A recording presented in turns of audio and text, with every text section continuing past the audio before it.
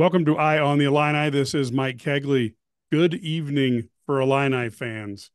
Good evening. We're happy to see you, and good evening. It's a good evening.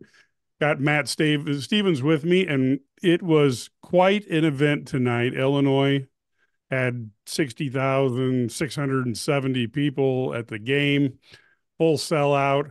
Number 19 ranked Kansas, and Illinois' defense does enough to slow down that high powered offense, and Illinois' offense does enough to outscore them.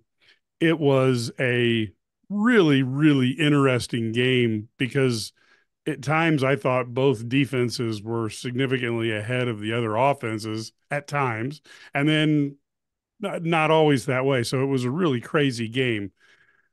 Matt, as you were watching this game, what jumped out at you as this game progressed?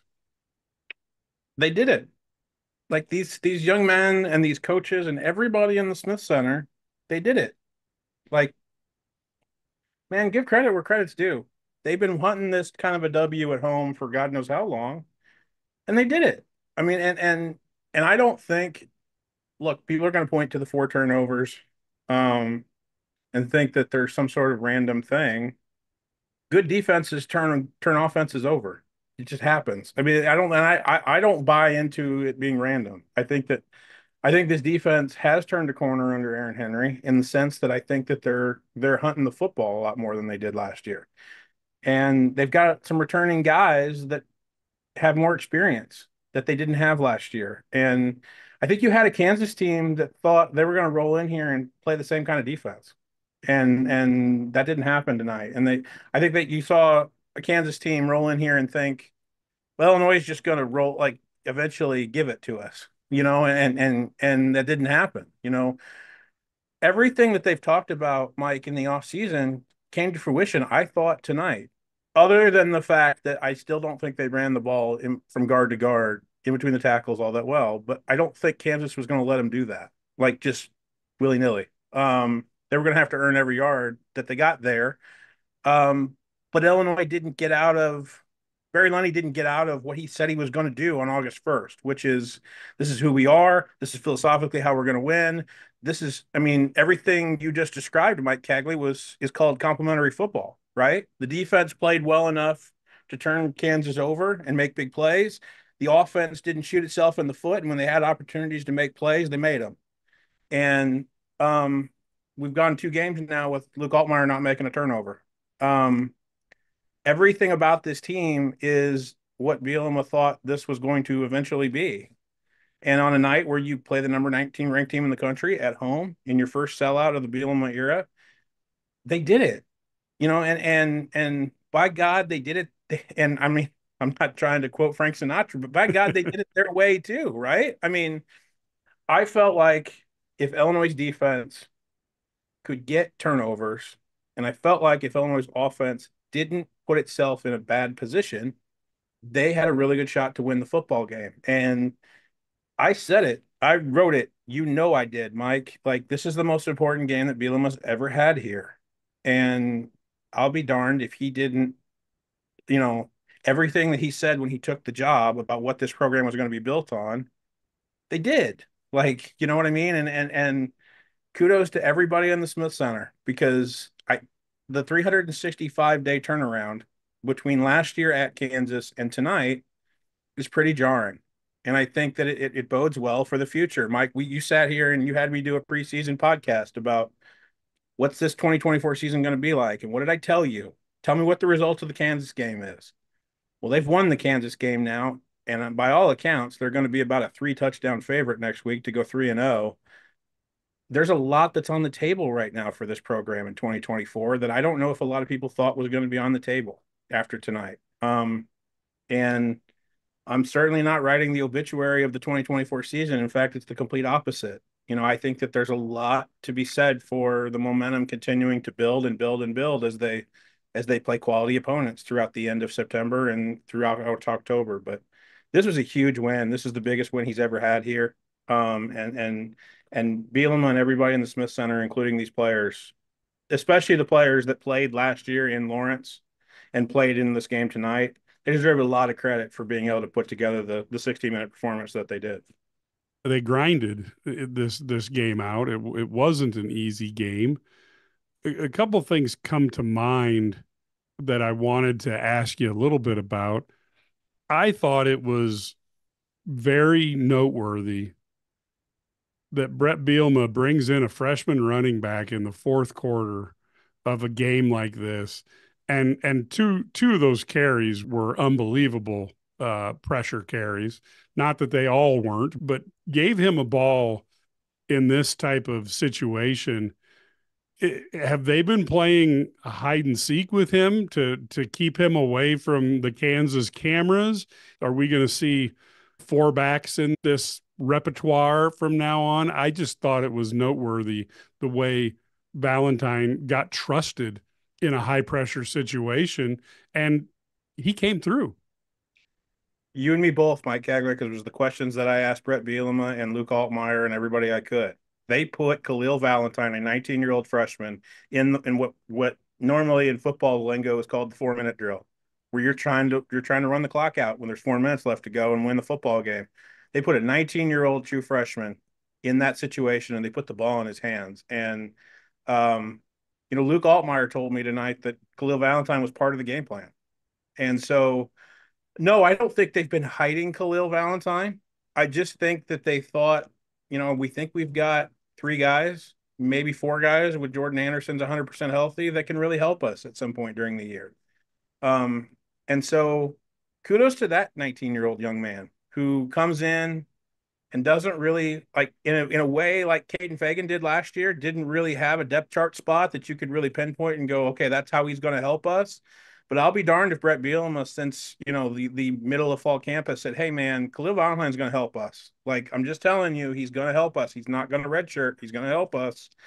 And for all the people that were wringing their hands of the idea that they didn't think Illinois had enough depth in the running back room based off of the injuries last year, they brought in a true freshman, I think, that can help them. And you know, it can't go understated, Mike, the pressure cooker that they put Khalil Valentine in, because all it would have taken was one fumble that you usually get out of a true freshman, and then the momentum shifts and you're probably losing the football game, right? But in classic Brett Bielema fashion, in classic Thad Ward fashion, who knew, this is this kid's moment right here, right now, and I've got to trust him. And this coaching staff, I give them all the credit in the world, because when it comes to young players like Caden Fagan last year, you know, like a Pat Bryant his freshman year when George McDonald was here as a wide receiver, they don't hesitate to give young guys opportunities if they've earned them Monday, Tuesday, Wednesday, Thursday. When it comes down to Saturday night, yeah, he was going to be part of the game plan anyway. And Luke Altmaier kind of put it to me. He's like, look, they hit for 3.5 quarters. They'd been trying to tackle Caden Fagan, and they've been trying to tackle Aiden Lawfrey, who's not exactly a monster back, but he's a bigger back than Khalil Valentine. How about we give him this little guy and try to have them tackle him for a little bit and run around and tackle him for a little bit? It's really a change of pace. I mean, again, Bielema loves the different trait running backs rooms that he's had at Wisconsin and at Arkansas and now at Illinois. I really think it becomes a factor. It was Khalil Valentine's night tonight, Mike. It might be Caden Fagan's night later on in the year. It might be Aiden Lawfrey's night later on in the year. It might be Jordan Anderson's night later on in the year. That's how good they feel about this running back room. And but kudos to him in his second career college football game to be able to tote it like that and make sure that Illinois was set up for a 40-plus yard David Alano field goal that made Kansas have to go get 7 instead of go get 3. Now, I thought it was also interesting. Jalen Daniels is a heck of a player. There's no way around it. But tonight, 32 attempts to get 141 yards. He never looked comfortable back there after the first quarter. It seemed like Illinois found a way to maybe not necessarily sack him incessantly or anything like that, but they had pressure on him and they made it hard for him to find a lane to get out there, and he could never really get his rhythm. What do you think they did to cause that allowed that to happen? I believe Aaron Henry and the defensive staff, those new defensive coaches that all came in this offseason and that are, cooking stuff up in the Smith Center all winter and all spring and then all fall camp. I believe they came into this game thinking if Kansas beats us with Jalen Daniels throwing the football vertically down the field, we'll blow a kiss to them and say, hey, you're 2-0 and you're probably headed for the college football playoff because you're a well-rounded football team. I don't believe in his second game as the offensive coordinator at Kansas, Jeff Grimes put his really, really good athlete quarterback in a position to succeed. I, Uh, I I agree with that. because I don't think he was totally comfortable. I don't think he was uncomfortable in the pocket, Mike. I don't think he was comfortable with what he was staring at in the back seven the whole night. I think Illinois did a great job of changing the picture on him pre-snap and then post-snap. I think they did a really, really good job of baiting him into throws that I don't think a veteran quarterback like that should be making. And then they took away, I think, the design quarterback run game from him. And I think that was part of the plan. I think they basically said if Jalen Daniels wins throwing the football, say la vie, like we can't take everything away. He's just been really, really good. And he might be going to New York. But I think they were willing to live with that. And it sure enough, I thought Aaron Henry and those defensive staff give Terrence Jameson a lot of credit. Give those new coaches that have come in, Clint Stenham and Archie McDaniel, who I think is going to be a coordinator somewhere really, really soon. Brett Bielema thinks so too. And give Brett Bielema credit too, because he said it in Indianapolis. The 2023 defense was his. The 2022 defense was his. The 21 defense was his. He's part of this game plan too. And I think that they all in that building felt comfortable with Jalen Daniels throwing the football down the field because with all of the importance that they've put on turnovers in this fall camp, Mike, I think they thought they were going to get him. And they may give up some yards, but we're going to get turnovers. And you can tell this is the thing. And when you have a sellout crowd and it's a raucous environment, when you get turnovers, you can feel the momentum shift. Like, I don't care when the turnovers happen. And I think they were counting on turning Jalen Daniels over if he wants to throw the football like that. And it really happened the way they did. The reason I don't think Jeff Grimes put his quarterback in a position to succeed was I'd have made Illinois stop us running the football in between the We tackles. look, we sat here from our vantage point, and we were like, why didn't Devin Neal have 28 carries instead of 14? Two things. One, Jeff Grimes is an offensive line coach by trade before he became an offensive coordinator. He's the first offensive line coach I've ever met in my entire life at any level of football that forgot to run the football in a game. Usually, the offensive line coach that goes into being a coordinator forgets that the downward passing game is actually legal. Right, Like, right.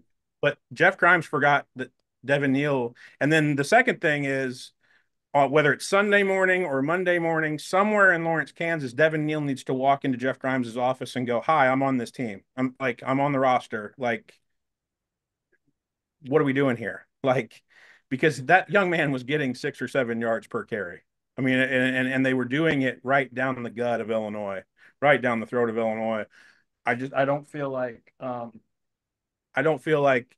uh, Kansas put their quarterback, who could have had easier throws, who could have had easier second and third downs, and could have had an easier defense to look at, I think, if they're running the football consistently on first down and second down. And I don't know I still don't understand why Kansas didn't do that. But again, Illinois was more than happy to see Kansas, run the ball on first down and then throw two incomplete passes and either punt or get a turnover. Because Right. that seemed to be the consistent way that this game played out, especially on defense if you're Aaron Henry.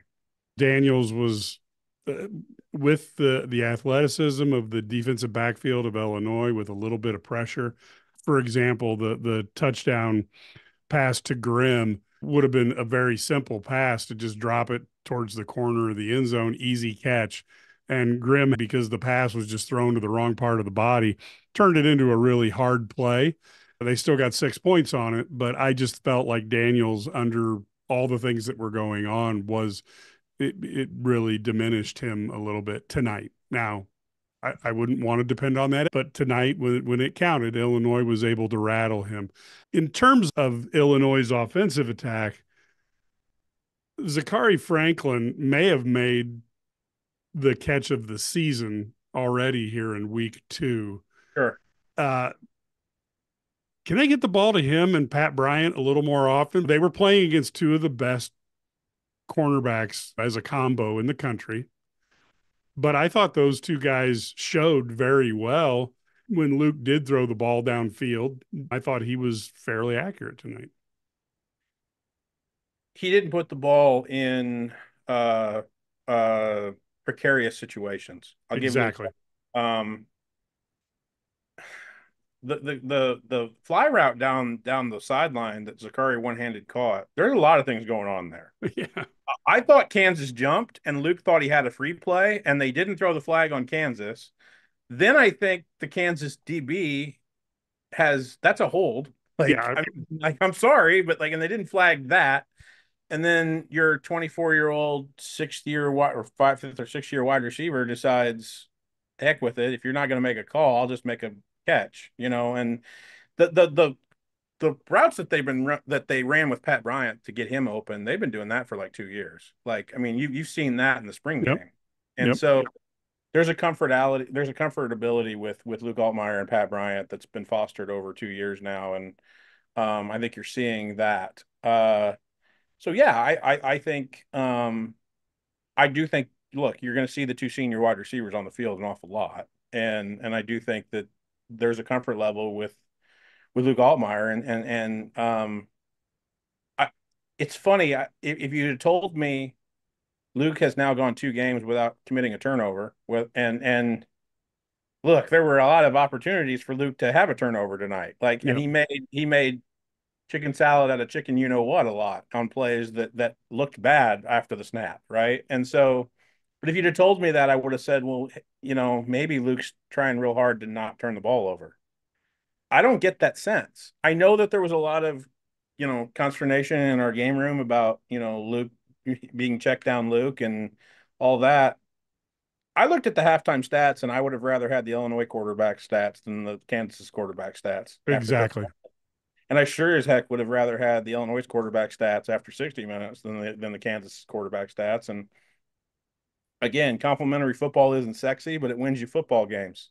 Evidence A being, September 7th, 2024 at Memorial Stadium. So, get used to it, folks. If you don't turn it over with your quarterback and you consistently stay who you are and you get turnovers on defense, you're going to win a lot of football games. And I think Illinois, if they play to this kind of philosophy, they have a really good shot to win a lot of football games. Totally agree. We've probably been more bullish on the defensive backfield than other folks have been. Brad and I and Ked have coached, and the athleticism of these guys stood out last year, even if they didn't have a lot of experience to back up that athleticism. I think it's really come through here this year. When you see the two Scotts, not obviously like the Browns related, but Might when be you a new see, law firm, though, yeah, according to Ted Bielema tonight, where he said it might be the Scott and the Scott law firm. boy, you talk about guys who have a nose for the ball, have a sense of, I call it ruthless aggression, because they go out there and they just make plays without concern.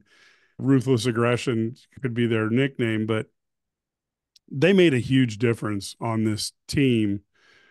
What does that type of presence out there mean to the rest of the defense?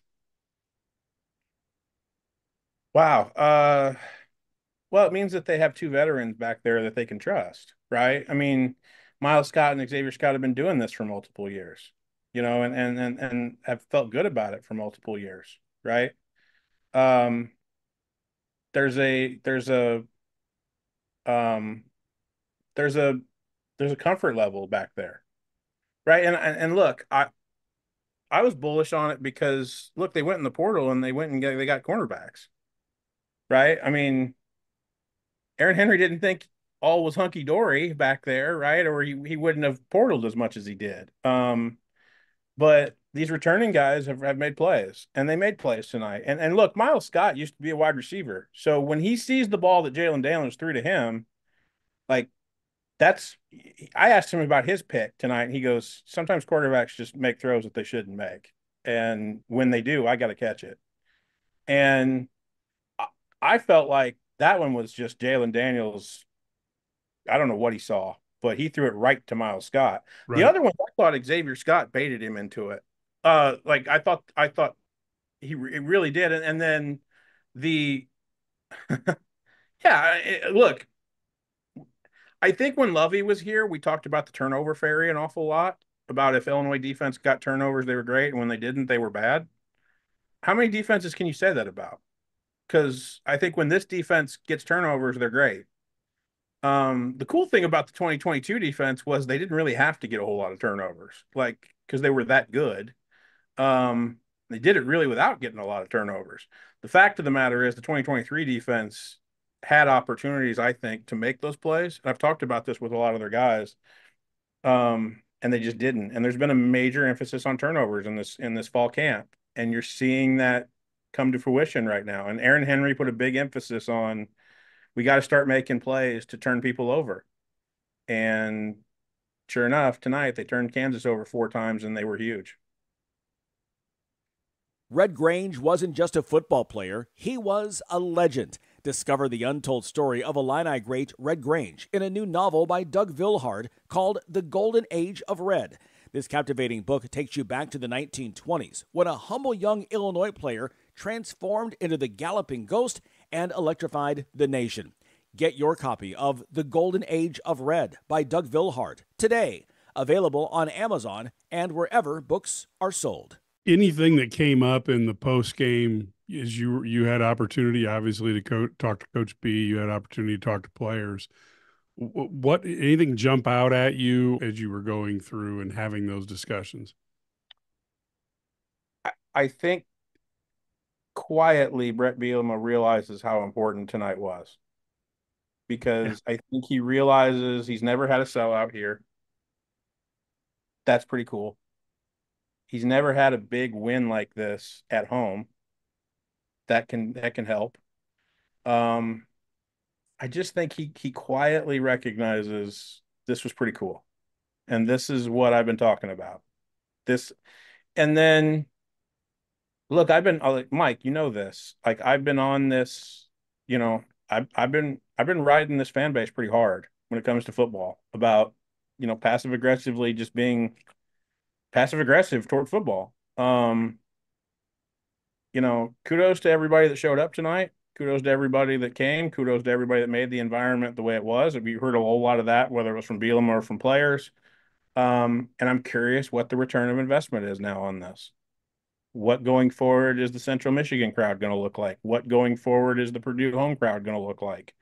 Um, I'm interested, and so I think Brett Bielema is interested too because I think he sees the potential of something special happening in 2024 based off of what happened tonight, and I don't disagree with him. Yeah. The bottom line is you have to win next week to go 3-0, and you've set yourself up to win 3 games out of 9 to go to a bowl game. Get the extra 3 weeks of practice. But to me, that's a fallback position. They have to be Yeah, I mean, looking. I'm writing a feature probably Sunday, Mike, about how Josh Whitman talked all off season about him and Brett Bielema talking about how every so often Illinois needs to be part of that college football playoff discussion as a member of that Big Ten. Well, you know, like there are a lot of games right now that are on the schedule now where Illinois goes play like we did tonight and keep getting better. If tonight is the floor of how we can play, tell me who we can't beat. Right. And I know they look. I know they're not going to be favored in the final 9 games that they play. I know they're going to be favored at Central Michigan probably by 3 scores, if not 4.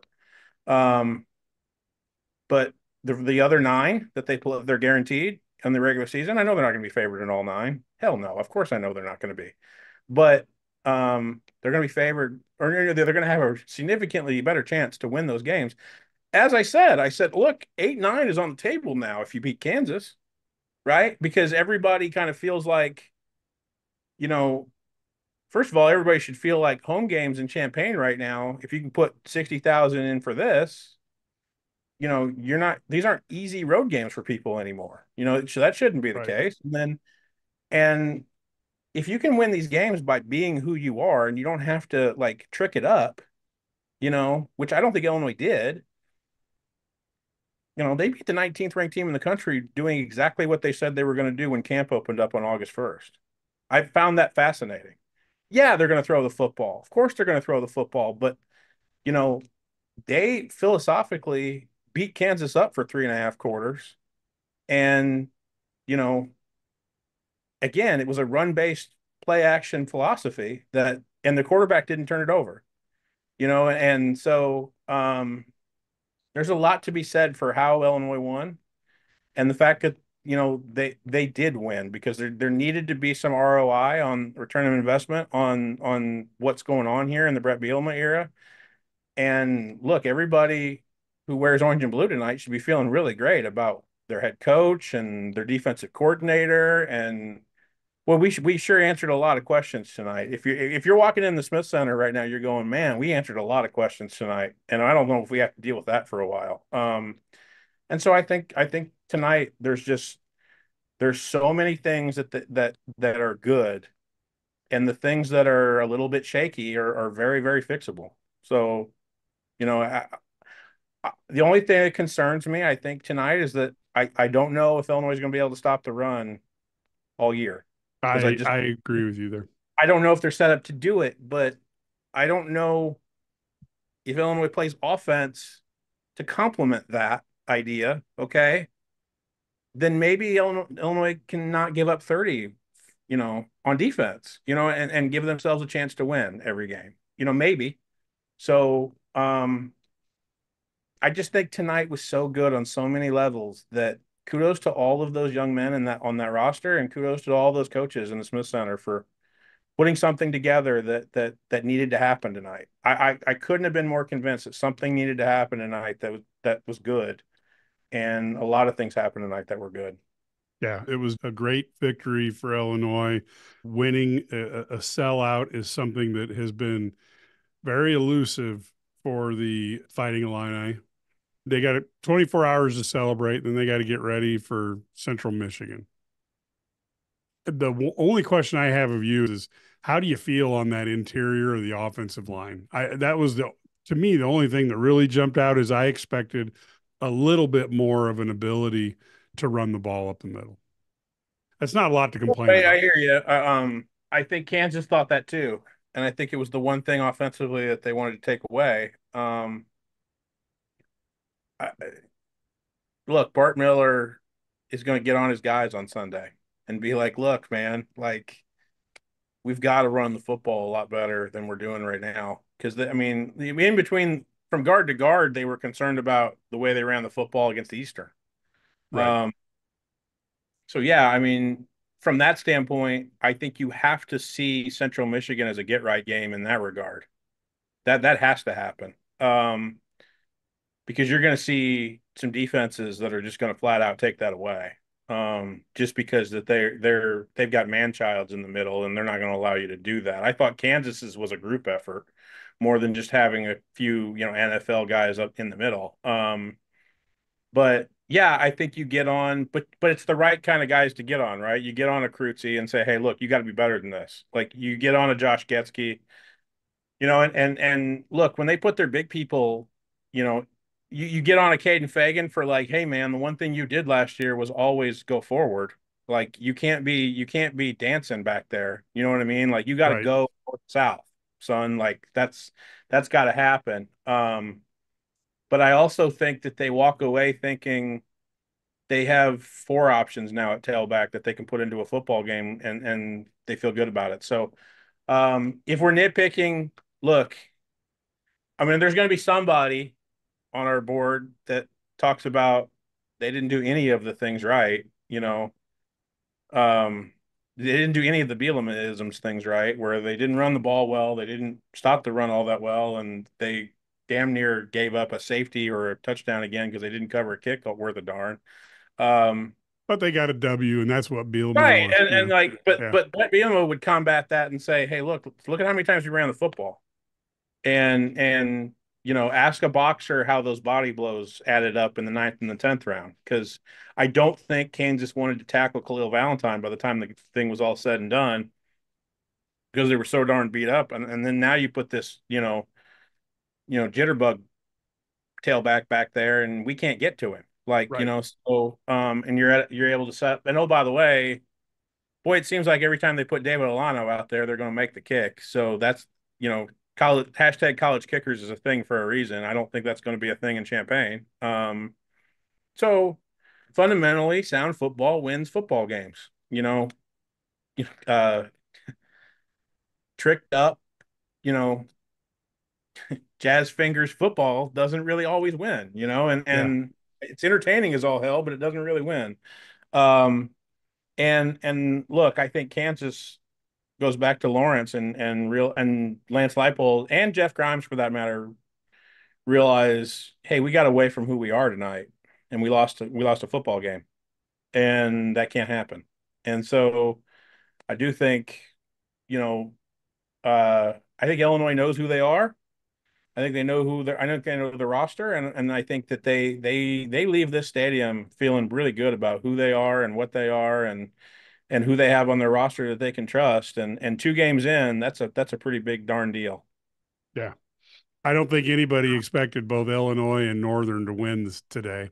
So Illinois went out and said, "We're here," and so you're not going to sneak up on anybody anymore, Right. and that's fine. Any other final things before we wrap up? Any things that jump out at you that we haven't talked about, or anything that you wanted to throw out there for Illini fans to chew on? Well, I think we've stuck a pin in the Aaron Henry going to get fired at the end of the year? Right. Like, I mean, how many times have we had to like shut down threads at Illini guys because we are like, hey man, like we're not going there. Like Brett Bielema is not going to fire his dude, man. Like, and this dude literally just was a major reason why. And this dude's game plan, preparation over months was a reason why you just beat the 19th ranked team in the country. So Aaron Henry's in the last year of his deal, and I don't think we can put a pin in the like Bielema was going to have to fire his defensive coordinator at the end of the year. I think we can do that. And then I do think we I think we can put a pin in the Luke Altmaier is not the guy that you can win football games with, because I saw that on the game room throughout the entire first half. You And give and me just for people who are listening, Matt is talking about one of the features on Illini Guys that we have, which is a game room where you can go in during a game, and we sometimes we'll have a ton of members who are in there, and it's like a chat room on steroids, and people talk in the midst of high emotion moments during games, which is like a not real always. yeah, it's like a real-time message board genius Twitter account is what it basically ends up being. And there were a lot of check down Lukes Yeah, um, going on in the first half. And look, you give me a couple more weeks of Luke Altmaier not turning the ball over, I think Illinois is going to win a lot of games. You give yeah, me I'll put it this way: you give me a couple more months of Luke Altmaier having a minimal amount of turnovers, I think Illinois is going to win a lot of football games. And I think Luke Altmaier's figured that out. Brett Bielema's figured that out. Barry Loney's figured that out. And everybody that's helped Luke Altmaier mentally and emotionally in this offseason has figured that out. And more importantly, again, Luke Altmaier figured it out. And, as I always say, players are allowed to get better. And in fact, they're encouraged to do so. There's a lot of guys that went to Lawrence and spent, I don't know, 90 minutes, a little over 90 minutes flying back to Savoy, to Willard and Savoy after that, beat down in Lawrence, not feeling pretty good. And again, I can't fathom the 365-day turnaround here of Illinois being able to go, yeah, that stunk, and we were outclassed. And we had a lot of things that we weren't experienced in, and we weren't doing well, and we didn't look like we were very prepared. And I thought more than anything tonight, all the way down the line, Illinois looked prepared. They didn't lose this. They weren't going to lose this football game because they weren't prepared for everything that Kansas was going to bring, and they weren't prepared for everything that they were going to bring. So, like I said, kudos to everybody in the Smith Center, kudos to everybody on that roster, And kudos to the 60,000 that showed up because you made a difference too. I'll give you credit on that. You made a big darn difference. Yep.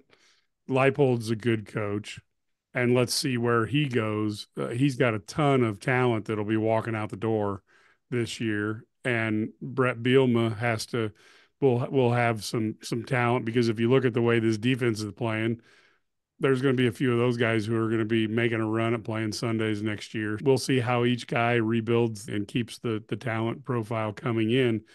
The one thing I will say, and this is the part that I know a lot of people disagree with me on, and so that's why I stick the flag in the ground. But I often wonder when I look at what Brett Bielema puts together on defenses with players that are 2-star, 3-star, occasional 4-star, and he gets such performance out of them. You wonder what would happen if he had the budget of a Ryan Day and could get those type of players with the type of defense that he runs. I think it would be spooky scary. We'll never know that because he's not the type of guy who gets Ohio State or Georgia job. But I also think that in our kind of the culture that we have now, it's really easy to line up behind these guys and call them great coaches when they have a budget that's 3 to 5 to 6 times higher than people that they're competing with players for. And realistically, Ryan Day has what, 2, maybe 3 games a year that are a coin flip. The rest of the time, it's like, oh, we're supposed to win this, no big deal. And I'm not saying he's not a good coach, but I am saying, like three things. One, let me just get that out of the way. Winners win, yep. And Notre Dame wasn't a coin flip either today, and Marcus Freeman didn't get a W. Yeah, exactly. Look, I like Marcus. I think he's a really good coach, but they didn't do what they were supposed to do today. Not anywhere close. And to his credit, I think Ryan Day has done everything he's supposed to do in those types of games. To his credit, I'm totally with you there. I mentioned this, but everything you just described, Mike Cagley, is I think why quietly Brett Bielema realizes how big tonight was. Because it's got to start somewhere, right? Like the return on investment's got to start somewhere. Like maybe tonight is that somewhere. Like we're on the road to somewhere now. Like, you know what I mean? Like everywhere that this kind of thing has started, I watched it happen at Mississippi State. You know, everywhere has been a moment. It was when Dan Mullen, his first year, he won the Egg Bowl and he beat Houston Nutt, and there was a ranked team, and it was in the and it was a thing. Maybe tonight's the moment. You know, maybe quietly, Brett Bielema knows how important tonight was. You know, from a momentum standpoint for the rest of the season, because they've got 10 more. And the third thing I didn't mention, and I'll get out on this, is big night for Josh Whitman too. Oh, I totally agree. And I going the opposite way as I passed Josh and I said, "Hey, congrats, Josh." He has no voice. He tried to say thanks, Matt, and I heard him a little bit, but he has no voice tonight. It's a big night for him. Big night for him. We can put a pin in. He made the wrong choice too. We can put a pin in that tonight too.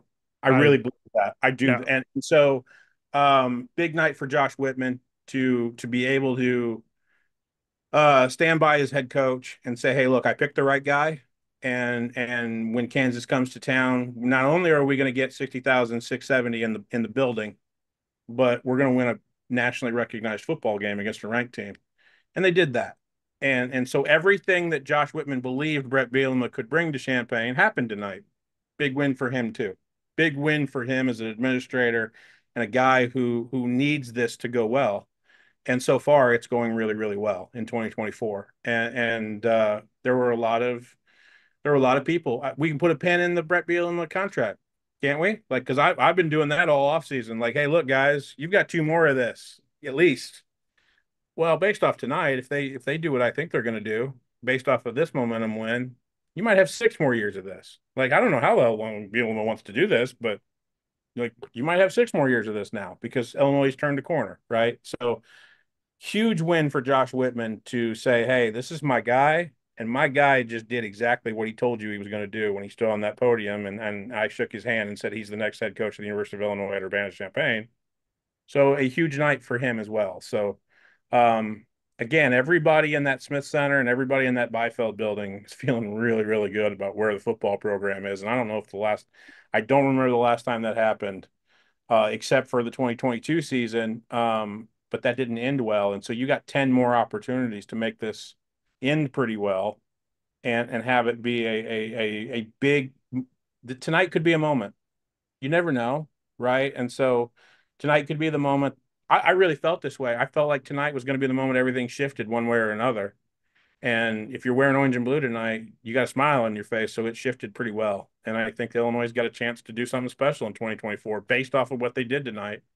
And there's a lot of people that had a hand in this, all the way from Josh Whitman picking Brett Bielema to Brett Bielema sticking with Aaron Henry to Brett Bielema putting a roster together that just beat the 19th ranked team in the country. And I am a guy that said, hey, I don't know if this roster is talented enough to be part of the elite level of the Big Ten.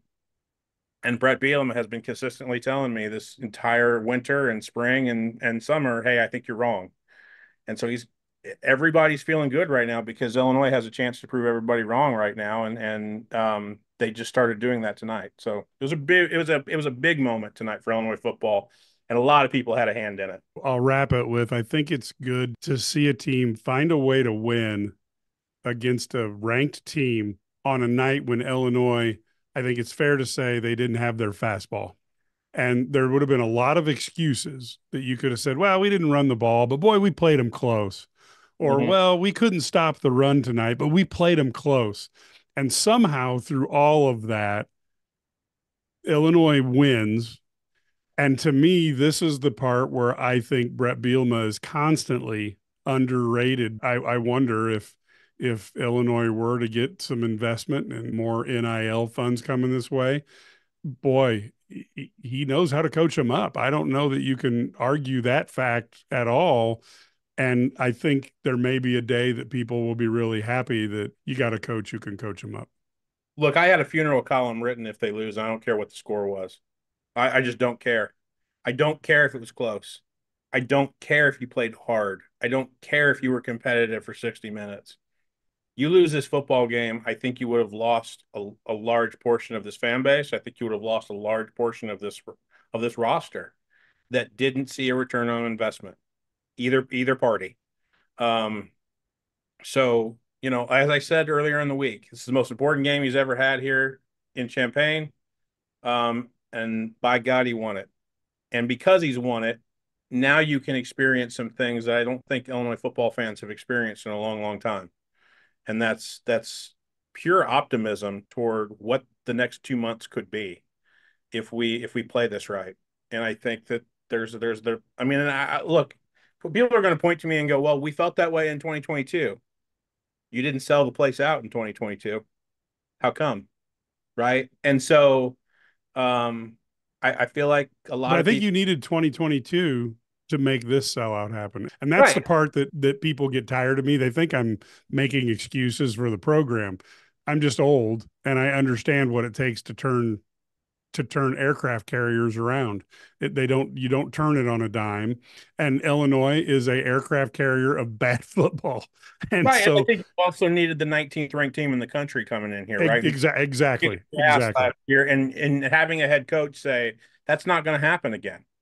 Okay, we're going to see if it doesn't happen again. And I'll be damned if tonight everybody involved in the program made sure that the aircraft carrier is at least starting to turn. And you saw a moment tonight. And if they can build on that moment, sorry, there could be some really cool things that happen over the next few months. Yeah. And I think everybody sees that now. And I tell you right now, everybody who was in the building tonight sees that. So this could be really, really cool. And look, if they'd have lost the football game, I'd have been really, really down on the 2024 season. I'm really, really high on the 24 season because they won this football game and by God, Brett Bielema figured out a way to win this darn thing. So I'll get you out on that, Mike. I appreciate it. This is part of what you get if you're at IlliniGuys.com. You can go ahead and subscribe. We have a lot of features. We have the game room. We also have things like our message board where you can communicate back and forth with people on staff and other members. 27 cents a day.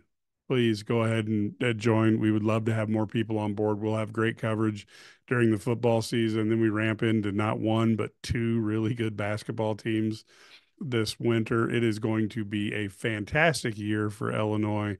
For those people who aren't old like me, back in the 80s, we would actually have football and basketball that we look forward to. And I think we're getting back to those days.